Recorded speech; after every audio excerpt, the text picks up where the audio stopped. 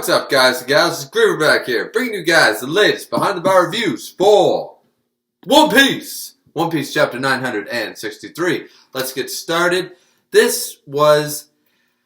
Man, I love the fact that I make weekly reviews. I really do. I enjoy doing it for the most part. Some weeks are tougher than others. This week, for one thing, like getting down here, getting set up and stuff, it feels a bit like a chore. But the context, now that I'm sitting here, everything's set up, everything's fine, stomach's full, blah, blah, blah. Now, I love doing this. I really do. You know why? Because I have video evidence of what I've said. I have video evidence that no one can dispute that I said before, sitting right on YouTube.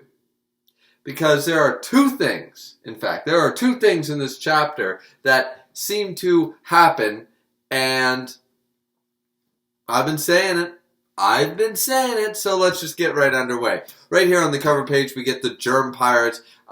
We've never met them before. They seem to all be based off different types of toxins or poisons or something. You know, Caesar Clown would fit right in. They seem to be invading Dressrosa.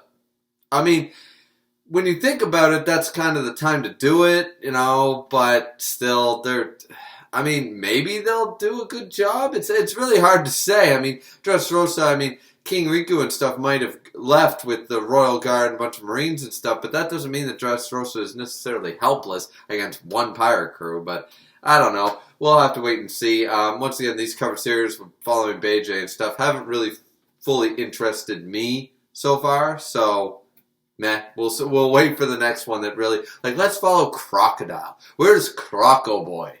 I want to see him. But either way, what we get here is a bit of a story, talking about Zunisha, talking about Zou, talking about the oath of loyalty, the fealty of loyalty that is between the Kozuki clan and the Mink tribes.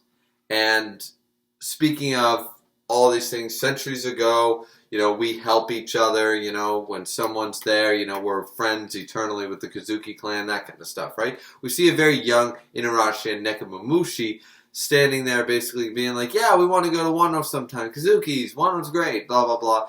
They go there, and it's not all it's cracked up to be. Now, it's left ambiguous as to when this Kozuki clan, thing was made. Like, when did they actually decide, oh, well, this was the promise. It's left a little ambiguous, but you see the poneglyph there and stuff, so you can surmise it's probably around the time. It could be the Void Century. It could be after it when they developed the road poneglyphs and stuff like that, because we already know about that, so it's hard to say. Could have been during Ryuma's day. It could be younger or older than that. It's left ambiguous. It's less for us, the viewers, right now to decide or to try to figure out, but it's not cut and dry, black and white, that kind of deal.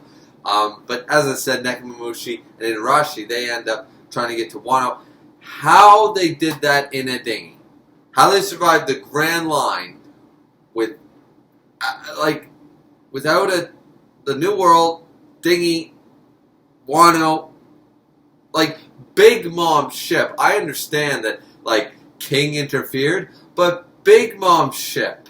And at the end of the chapter, we see Whitebeard. Spoiler alert, prime Whitebeard, Moby Dick, damaged, getting to Wano. I'm just saying, how did Inarashi and Nekomamushi get to Wano? How did they actually wind up on shore in the first place without dying? I don't know. It's one of those things. I just watched Tekken 101's review on it, and he questioned the same thing, and I'm going to question it to you now. I haven't had a chance to watch anybody else's reviews yet. But, what? No, seriously, that makes no sense. At least not to me. Now, we see a scene, a very witch-burning scene, right? Burn them at the stake, the heathens, the things we don't understand. We already knew this about Wano, right? That's automatically what we see here. We see Inarashi and Nekomamushi, and all of a sudden, Kawamatsu's there, a very young Kawamatsu, who we find out later on is an actual fishman. Here is point 1 that I brought up at the beginning of the review. Point 1 that I have been calling for a long time. I did play around with the idea that Kawamatsu could be a mink. I did play around with that, but I said fishman ever since Zoro. I've said Kawamatsu is a fishman. Might not know he's a fishman, but he's a fishman. I've been saying it for a long time. Though we do have, of course, the best boy Kitsune, who clearly is a Kitsune. It's like, could Kawamatsu have been a Kappa? Like a straight up just Kappa? Absolutely. But I just had this feeling that we got minks and stuff. Like it would just make sense with the fishman stuff. And this is a bit of irony here because fishmen are, of course, discriminated against. And, of course, Kawamatsu's mother here basically said fishmen are discriminated against all across the world. So don't call yourself a fishman. Call yourself a Kappa or something. You know, but, of course, the Wano people know what a Kappa is, and it's like, So it didn't really matter. He was going to be discriminated against anyways, regardless what he told people that he was. But going off of that, basically, they're all going to be burned at the stake. And here, even though it's not as emotional as Yasue's, as I brought up in that review, I liken this a little bit to, in the, of course, epic show Firefly, the witch burning scene, the ignorance, of course, it's play on the Salem witch trials and stuff like that, but, and the Malleus Maleficarum and all that, a representation of that, but there's an episode in Firefly that has one of the characters going to be burned at the stake for the townspeople's ignorance. And here, every single time I see them strapped like this, I think either two things. I think Firefly, that episode, or I think the end of the Spartacus series. I think of that. It's very emotional, very stuff. So even though this is very quick and boom, boom, boom, let's get fast-paced, fast-paced, fast-paced, I still get this feeling looking at that going, man, like, not that I think Oda did a bad job, but you could take that and you could run with it for days. You could use that sign, that symbol, that scene, and you could just utilize it. It's been utilized many times so well to bring up the feels. And here I still feel like, I'm like, man, poor Neko, especially, like, poor all of them. You know, basically, Kawamatsu is in a place, probably one of the only places in the world that doesn't know what a fishman is, and he's still discriminated against. And we have Inarashi and Nekomamushi go somehow, by the miracle, by the 0.0000001% that they could do what Whitebeard and Big Mom and other people struggle to do, and the Straw Hats, everybody struggles to do. They managed to survive it as small children in a dinghy to go see their friends in the Wano country, the Kazuki clan, just for this to happen. Even though it's fast-paced, I still read into that, and I still thought to myself, you know, this is kind of sad. But fear not, for Oden Kazuki shows up, dragging what appears to be one of those koi fish that actually, like, are in the waterfall. Like, he's dragging one of the koi. He's like, dinner. Sees this going on, beats up all the guys, you know, warmongering or scaremongering them, you know, FTC, you know, your representation right here, you know, scaremongering YouTube creators, and now, you know, we got these guys, and pretty much here, I like this because it's very Oden of him. He's like, you guys are beating up on little kids just because you don't understand them, just because they look different. They're tiny little things. Like, what are you doing? What are you doing? Your ignorance, your discrimination, your racism, your whatever else ism you want to call it. Like, there's a bunch of things you could call this, but suffice it to say, it's just like, no, shame on all of you. Then he looks at them and he's like, all right, well, goodbye then, later. So, very Oden. Oden standing up for what's right, and then walking away from the situation or doing something strange, right? So they're like, hey, you can't just leave us here. So he brings them back eventually. They show up or they follow him or whatever, as he puts it. They end up eating all this. We get a couple of cat tongue jokes and stuff like that. Suffice to say, they all are fed, they all eat. Here's where they basically join. We get Kawamatsu, we get his story that I already explained. His mother, who is dead, told him at a young age, like, don't call yourself a fishman because we're discriminated against, call yourself something else. So, we already got that, and Inarashi Negimamushi, that kind of idea. And they all just, they don't want to leave. They don't want to be anywhere else. They want to be with Oden, their savior. They want to be with that. So they decide, okay, they want to join the group. Everyone's cool with it, it seems. We get a few more scenes like, why are you giving Orochi money and stuff? And well, he's got his own thing going on, but he's still under Yasuo's patronage. You can't just turn him away. He's like, Orochi, Denjiro looking at him like, I know, Orochi's a goddamn snake. This is coming from the dude who swindles people, like poor townsmen, like middle-class people, out of their money.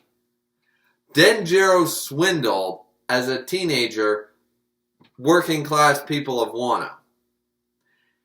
And he has the nerve, or the balls, or whatever you want to say, you know what kind of person he is. So if Denjiro, of all people, is saying, this guy, really?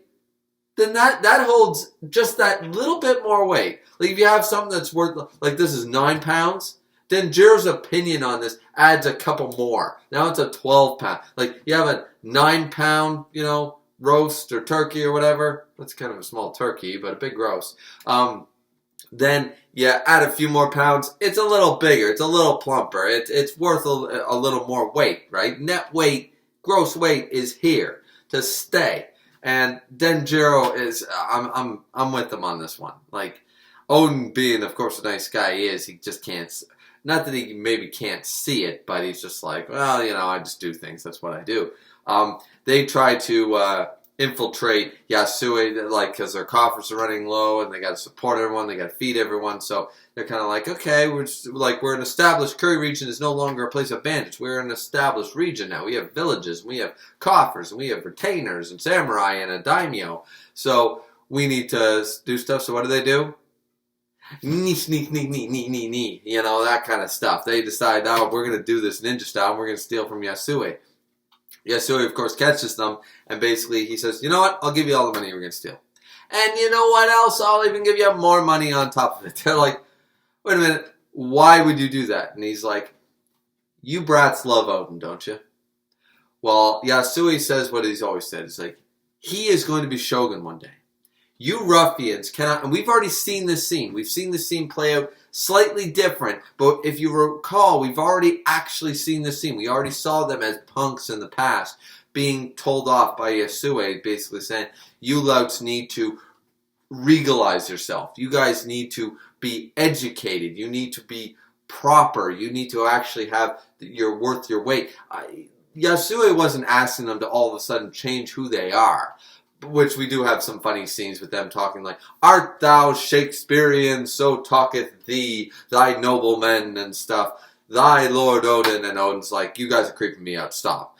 But nonetheless, to broaden their minds, to not just be thugs, they can be samurai, they can be warriors, but be honorable. Hold that prestige, hold that level. Basically like a Jedi sort of idea. You could be a battle-hardened, I'm just a Jedi warrior, I go in, I kick ass, and I'm not very much of a people person. It's irrelevant, but you need to showcase that aura. You need to stand up straight. You need to put your shoulders back, stand up like you belong, and you are a retainer of the future shogun of Wano. And so we see this going through. They took his advice. They did this. And as I said, we already saw this in a very small backseat. I think it was during the in-between of Yasue's death. In those chapters, I believe that's when it was, when we found out who Yasue was. The hedgehog and stuff. Kinemon's remembering and stuff. And we see them all being told off by the hedgehog. And so yeah, it was a really nice scene, but here it was expanded upon, and we see what happened, and in the end, it worked. So now we get the first double-page spread, which includes the idea that, okay, Oden decides to show up after all this training and all this stuff because he heard his father was falling ill, and we see Orochi in the background doing this whole stuff. Anybody who is saying that we're going to get Orochi, we might not feel sympathy for him, but we can understand or get it or feel some type of empathy at the end of the day. And I've been saying no. Even Arlong, I've said this before, even Arlong has better reason. Arlong is more sympathetic than Orochi. It's just a fact. And if you want to deny that fact, you can go right ahead and yell at me in the comment section down below. I don't really care. Unless, of course, this is rated for kids or something like that. Do I have to curse in this? Shit, damn, shit, damn, shit, damn. There we go. Now it's not rated for kids. But that being said, no, seriously. Orochi is probably one of the most detestable. Doflamingo probably has better cause. And I don't really see him having as much cause as he... once again, just because you can feel some form of empathy or sympathy does not justify any of their later actions. But you can still see where they came from and at least empathize even that little smidge. Orochi, no. Orochi's been getting handouts, as we've seen, from, if not Yasue, from Oden himself for years. For no reason. He has done nothing but lie and cheat, as we've seen so far. There's no reason for this. None.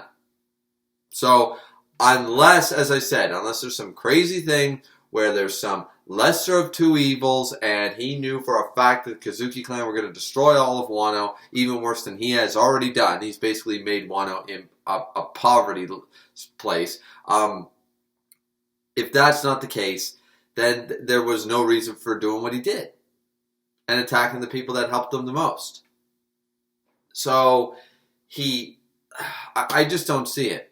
Even if his parents were killed or something like that, and it was because of the Kazuki clan, sure, maybe he would like to personally have a vendetta against the people who killed him, or the established government that allowed it to happen. But we all know that once you attack the fundamentals, it's like, it wasn't the government, it was the people, and even, your government let samurai run amok or something like that. And it's like, see, that's the thing. I can't see a situation like that because right now, Wano still has, Orochi actually employs the Yakuza who basically do what they want, and they beat down and they murder low-class citizens in the streets.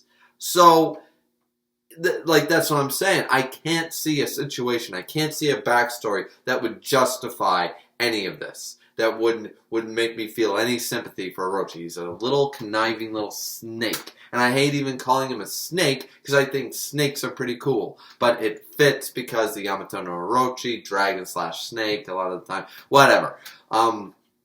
Point is that probably being poisoned now by Orochi. It seems. Probably something's going on here because apparently the Shogun has fallen ill. That's why the daimyo, they show up all regal looking. Everyone's like, wow, they're impressed. Oden's like, I haven't changed. They've all changed. And his father's like, whoa, somebody else? You are praising someone? You have grown. He's like, what is that supposed to mean? But he rushed right over when he heard his father had fallen ill, but it seems that his dad seems to be fine. Unfortunately, as the narrator says, this is the last time him and his father will ever actually speak. Because, of course, he's going to go to sea at some point, right? And in the meantime, of course, the Shogun of Wano will die. Probably not by natural causes. Looking at Orochi standing there.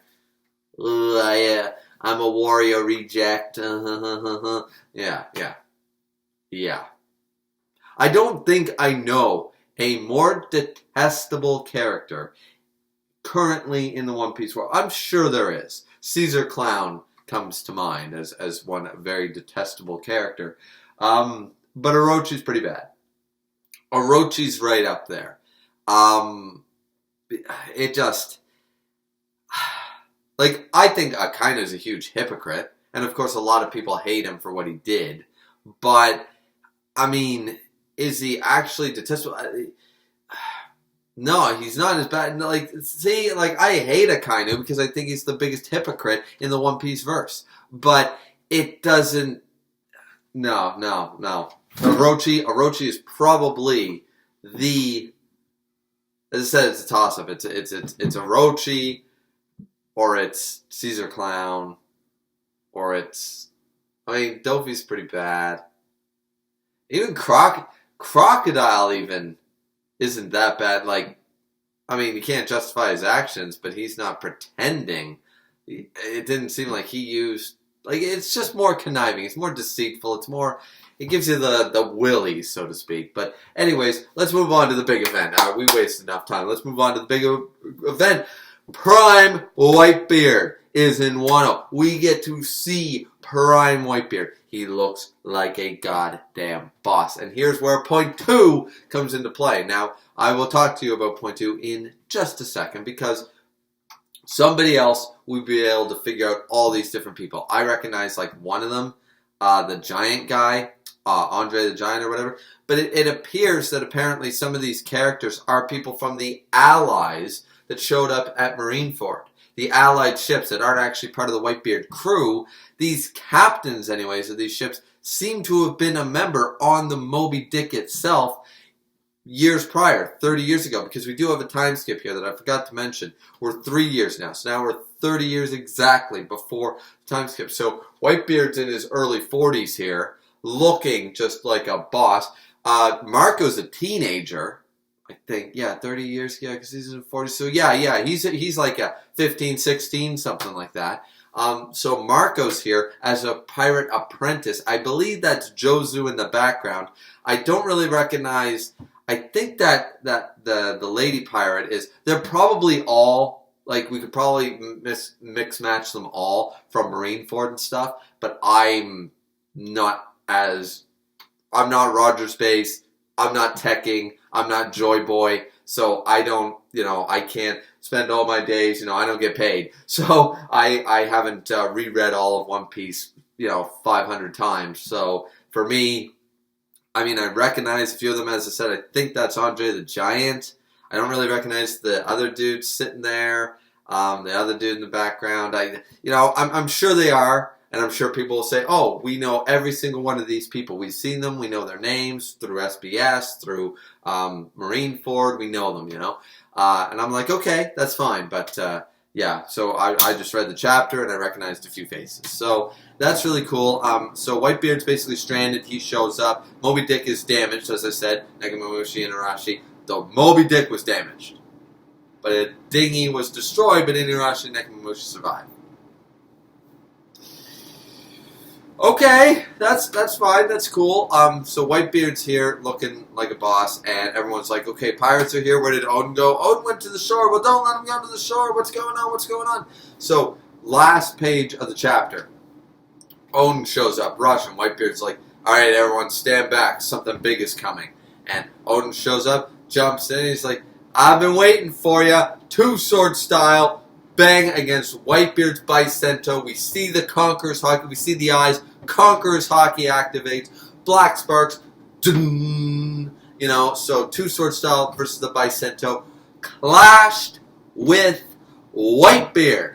Point number 2. Oden was one of the strongest characters. He was in that tier. I've been saying it. I led to believe that while sailing on the Grand Line with Whitebeard, and then later on Roger, Oden may have been considered the greatest swordsman in the world.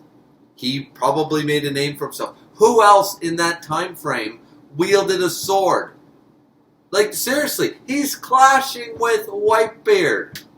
Mihawk and Shanks are too young. Who did Mihawk take the title from? And did Oden beat the person before that? Was that even a title? Similar to the Warlord system. Or the Yonko system. We basically have almost perfect confirmation now. Almost confirmation that the Yonko system was only established. Whitebeard was an original Yonko. There wasn't someone in Whitebeard's place before Whitebeard. Or Big Mom. Or Kaido. They are the 3 original Yonko. Potentially, there was no 4th Yonko.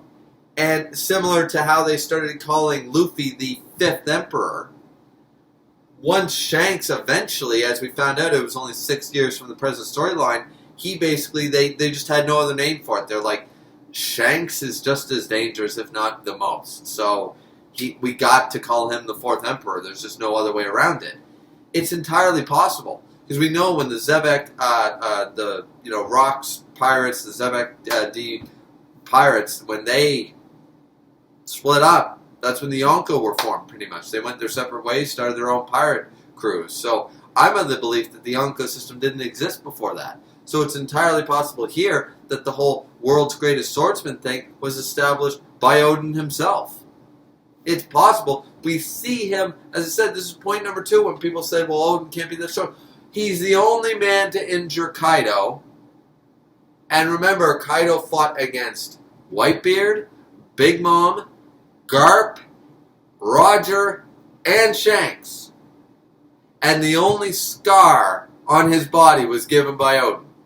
The strongest characters in the verse all fought Kaido. Oden injured him. I don't get people. Like, that's why I made it a point the chapter before, the chapter review. That's why I made a point to say, Oden is in that tier. Don't think that he's something like below Admiral level. He's probably above. He could probably tank all the admirals of the current. He could beat Akainu. He could beat Kizaru. He could beat Aokiji. He could beat Fujitora and Green Bull. We've never seen Green Bull, but still, how can you not see it that way? This dude clashed with Whitebeard casually, conquered Hakuya, bang! Hey dude, what's up? Prime Whitebeard. The man toted to be able to destroy the One Piece verse. He could destroy the world. And he casually just went up 2 swords, bang! How's it going? I mean, just saying, who thought that this dude was not in that tier? It was ridiculous, and I'm taking my W. I know I'm not the only one who said this. I know there are a lot of people, probably the vast majority, would go, yeah, we haven't seen it yet, but yeah, I can see Oden being in that tier. But there was a very vocal, smaller minority, but a very vocal one, that seemed to think that Oden was trash. And I don't know how. Oda is taking the time over the last month to establish Oden is not trash. Oden Kazuki is a boss. He is a complete and utter boss. Were he a pirate in his own right, and Wano, if he was allowed outside of Wano, the man probably would have been a Yonko. So, yeah. Either way, they clash, and here's where he basically says, I've been waiting for you. You don't know me, I don't know you, but my name's Oden Kazuki. Let me sail with you, boss. And Whitebeard's like, what? And that's the end of the chapter. So, anybody complain about these flashback chapters? Complain about this. Complain about seeing the greatest Yonko back in the story. Complain about seeing the greatest Yonko in his prime back in the story. Go ahead. I'll wait. Complain. Nobody's listening. Nobody is listening to that. As I said, what makes a chapter for you? What makes a good chapter of any manga series for you? Your favorite characters showing up? Of course. Good storyline? Yeah. New information? Absolutely. Last time I checked, Whitebeard is still a fan favorite character. Still an icon. We are getting history and flashbacks, which is something that, One Piece is all about that lore and history. Oda takes his sweet-ass time to reveal it, but my God, when it's there, when he drops it, everyone goes nuts because it's another nugget, it's another little gold nugget of history for us in the One Piece world, this great established world over 20 years of writing. I don't see how this isn't fantastic. These last 3 pages, I know they're double spread stuff, but the last few pages, that right there makes the whole chapter. I don't care even what happened in the rest of the chapter. Right there. There you go. That is hype. That is cool. That is badass. That's 10 out of 10. Alright, ladies and gentlemen, this has been Griever with your Behind the Bar reviews. I'm going on too long. What did you guys all think? Did you love it? Did you hate it? Please like, subscribe, comment. As always, it's always very much appreciated. Don't forget to join the Discord in the link down below. And don't forget to hit the bell notification if you guys want to know every single time I dropped a video. This is the first video I'm making where I've hit over 200 subscribers. Thanks very much, guys. Also, apparently, I jumped way higher. Now I'm at like 206, 208. Like, I went from like 191, like, at the beginning of this week all the way to 208. I don't know why the jump. I guess the latest chapter of 7 Deadly Sins probably helped. But either way, I still love reviewing One Piece, of course. And I still love reviewing 7 Deadly Sins. And I love reviewing all this stuff. So hopefully this whole FTC thing doesn't screw things up too much. I'm going to hold off on the gaming content for another couple of weeks. So you guys won't be seeing my Falsebound Kingdom or gaming reviews or my Pokemon Let's Plays just quite yet. They're still there. I'm still waiting, but I'm not scaremongered into it. But I'm just gonna wait and see what happens in the next coming weeks and what can be resolved. Do we hit not for kids? Do we hit for kids? What's the implications? We're all looking for some clarification from YouTube and the FTC in general, so that nobody gets in trouble. That being said, this has been Griever with your Behind the Bar Reviews. We'll catch you back here next time. Don't forget to drink responsibly.